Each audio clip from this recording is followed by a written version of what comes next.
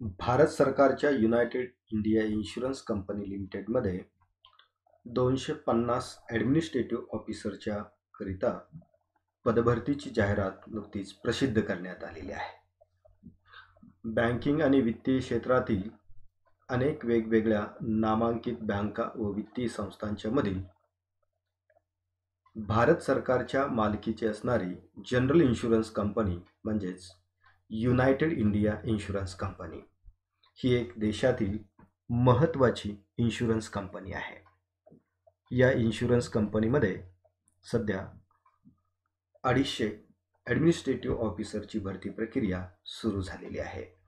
याविषयीची अधिक माहिती स्क्रीनवरील वेबसाईटवरती जाऊन आपण त्या ठिकाणी मिळवू शकता. युनायटेड इंडिया इन्शुरन्स कंपनी ही एक भारत सरकारच्या मालकीची असणारी जनरल इन्शुरन्स कंपनी असून तिचे मुख्य कार्यालय चेन्नई येथे असून या संस्थेची स्थापना 18 फेब्रुवारी 1938 मध्ये झालेली आहे व या संस्थेचे राष्ट्रीयकरण 1972 मध्ये करण्यात आलेले आहे. अर्थात युनायटेड इंडिया इन्शुरन्स कंपनीच्या इतिहासामध्ये अनेक वेगवेगळ्या प्रकारचे फेरबदल आपल्याला पाहायला मिळतात. भारत सरकारच्या जनरल इन्शुरन्स कॉर्पोरेशन ऑफ इंडियामध्ये या संस्थेचे विलिनीकरण करण्यात आलेले होते. तथापि ही संस्था पुन्हा त्या ठिकाणी भारत सरकारची एक स्वायत्त संस्था म्हणून देखील सध्या कार्यरत आहे. या संस्थेचे काही की प्रोडक्ट जर आपण पाहिले तर त्यामध्ये general insurance, vehicle insurance, health insurance, marine insurance, property insurance, crop insurance, aviation insurance यासारख्या विविध प्रकारच्या इन्शुरन्स पॉलिसीज इश्यू करण्याचे आणि त्या प्रकारच्या सर्व्हिसेस देण्याचे काम युनायटेड इंडिया इन्शुरन्स कंपनी सध्या करत आहे. या संस्थेचे पेडअप कॅपिटल वसूल भाग भांडवल जर आपण पाहिलं तर ते 3,905 कोटी रुपयाचं असून सध्या या कंपनीमध्ये 10,356 कर्मचारी कार्यरत आहेत. या संस्थेची 30 रिजनल ऑफिसेस आहेत, 366 डिव्हिजनल ऑफिसेस आहेत, 558 ब्रांच ऑफिसेस, 511 मायक्रो ऑफिसेस आणि इतर वेगवेगळ्या प्रकारची 6 कार्यालये देशभरामधल्या वेगवेगळ्या शहरामध्ये कार्यरत आहेत. ही एक देशातील नामांकित इन्शुरन्स कंपनी आहे. सध्या या कंपनीमधील ॲडमिनिस्ट्रेटिव्ह ऑफिसर स्केल 1 जनरलिस्ट या कॅटेगरीमधील पदभरतीची प्रक्रिया ही सुरू झालेली आहे. 250 पदांच्या मधील अनरिझर्व्ड म्हणजे जनरल कॅटेगरीकरिता 102 पदे आहेत, SC करिता 37, ST करिता 20, OBC करिता 67, EWS कॅटेगरी करिता 24 जागा ह्या रिझर्व्ह ठेवण्यात आलेल्या आहेत. यासाठीचे पे स्केल आणि मॉनिटरी बेनिफिट्स जर आपण पाहिले तर यामध्ये या पदाकरिताचं पे स्केल आपल्याला स्क्रीनवरती त्या ठिकाणी दिसत आहे. याबरोबरच इतर अनेक वेगवेगळ्या प्रकारचे अलाउन्सेस देखील आपणास लागू आहेत की जसे की त्यामध्ये gratuity, leave travel scheme, medical benefits, group personal accident insurance, performance linked incentive, national pension scheme, leased accommodation यासारख्या फॅसिलिटी देखील आपणास उपलब्ध आहेत.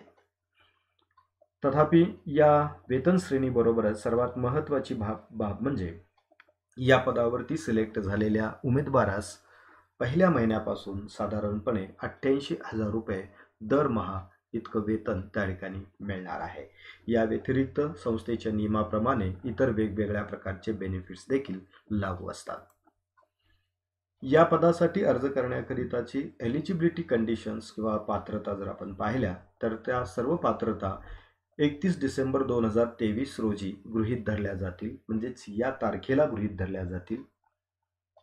एज्युकेशनल क्वालिफिकेशन जर आपण पाहिले तर कोणत्याही शाखेचा पदवीधर उमेदवार की ज्याला पदवीकरिता एकूण 60% मार्क्स आहेत, जर कॅन्डिडेट SC किंवा ST कॅटेगरीमध्ये असेल तर त्याकरिता 55% मिनिमम मार्कची अट असेल.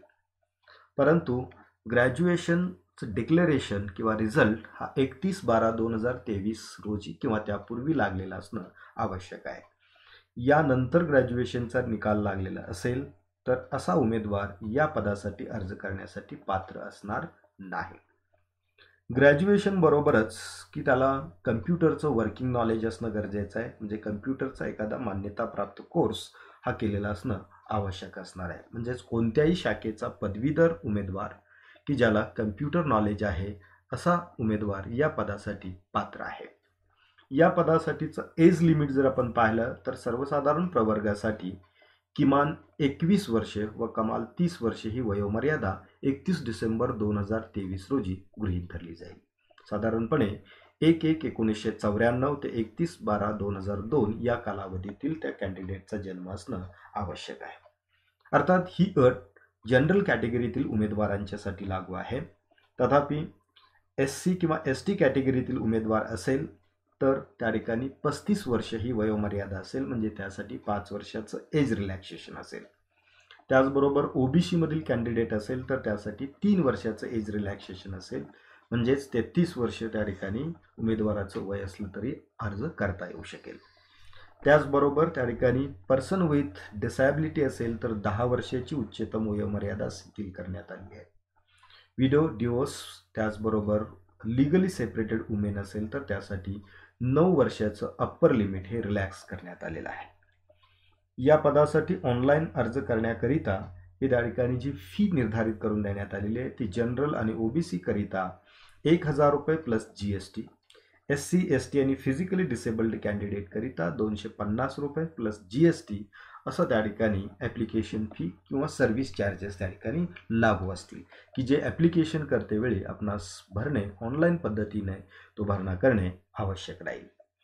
या पदाकरिता ऑनलाईन अर्ज करण्याची अंतिम मुदत 23 जानेवारी 2024 ही निर्धारित करून देण्यात आलेली आहे. त्यापूर्वी आपण ऑनलाईन पद्धतीने अर्ज करणे आवश्यक राहील.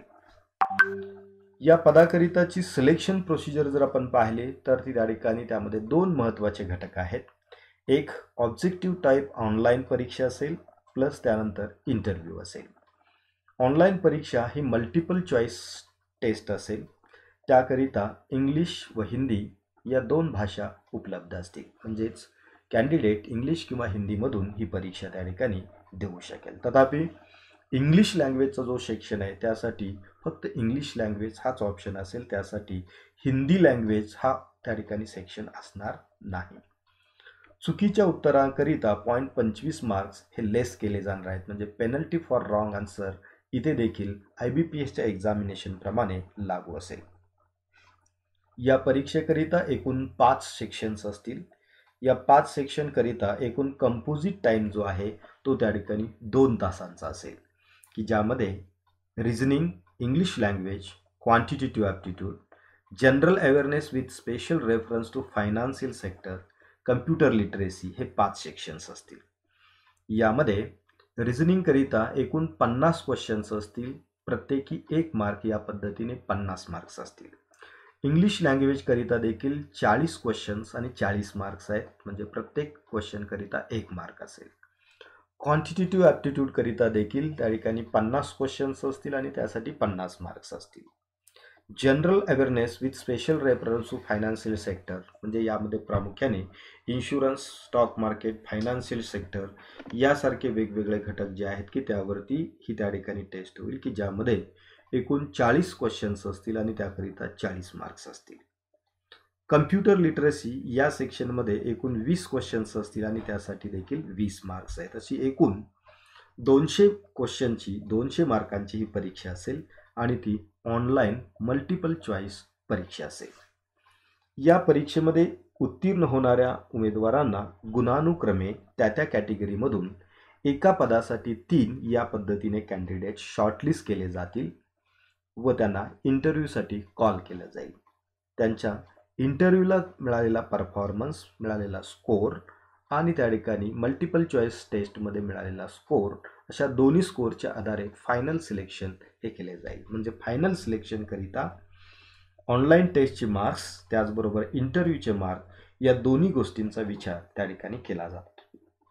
जे विद्यार्थी IBPSची तयारी करत आहेत किंवा यासारख्या स्पर्धा परीक्षेची तयारी करत आहेत त्यांच्याकरिता ही एक अत्यंत महत्त्वाची संधी असून भारत सरकारच्या मालकीचे असणाऱ्या United India insurance company limited या संस्थेमध्ये ॲडमिनिस्ट्रेटिव्ह ऑफिसर जनरलिस्ट या कॅटेगरीमध्ये स्केल 1मध्ये की त्या ठिकाणी रोजगाराची संधी मिळवण्याकरिता ही एक त्या ठिकाणी महत्त्वाची संधी असून त्याचा लाभ विद्यार्थ्यांनी या ठिकाणी निश्चितपणे घ्यावा. धन्यवाद.